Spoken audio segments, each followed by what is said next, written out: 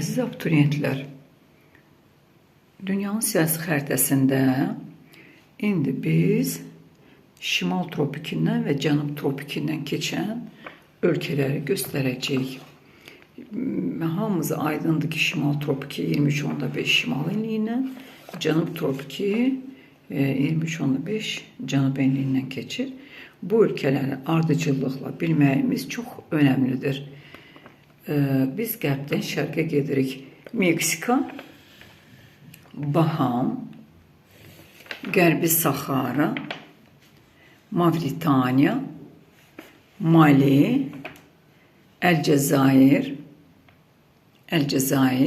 Liviya, Misir, Səudiyyə Ərəbistanı, Birləşmiş Ərəb Əmirliyi, Oman, Hindistan, Bangladeş, Myanma, Çin, Tayvan bu ülkelerden geçir ve burada Havay adalarının ABŞ ştatı olan Havay adalarından geçir.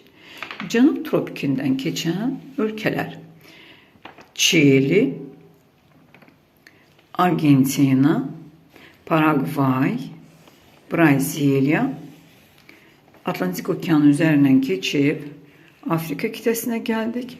Namibya, Botswana, Car, Mozambik, Madagaskar ve Avustralya ittifaqının tən ortasından Cənub tropiki keçir. Bu oldu Cənub tropikindən keçən ölkələr.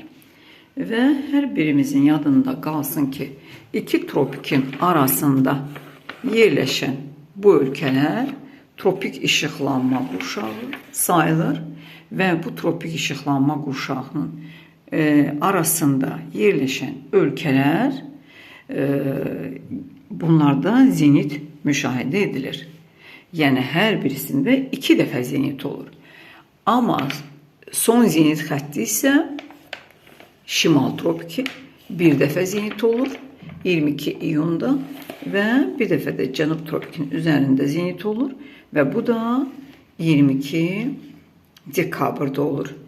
Amma hər iki tropikin arasında isə ölkələri mütləq bilməyimiz vacibdir. Ona görə də bunu əzbərləməliyik.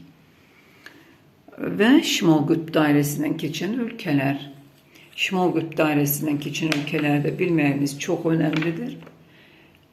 ABŞ-ın ştatı Alyaska, Kanada, Qrinlandiya, Norveç, İsveç, Finlandiya, Rusiya ölkələrindən Cənub qütb dairəsi isə yalnız Antarktida materikinin üzərindən keçir. Qütb dairəsindən də şimal qütb dairəsindən şimalda 90 dərəcə qütblərə doğru və cənub qütb dairəsindən cənub qütbünə doğru burada da qütb gecə gündüzləri baş verir və sutkanın pozulması halı olur. Çox sağ olun.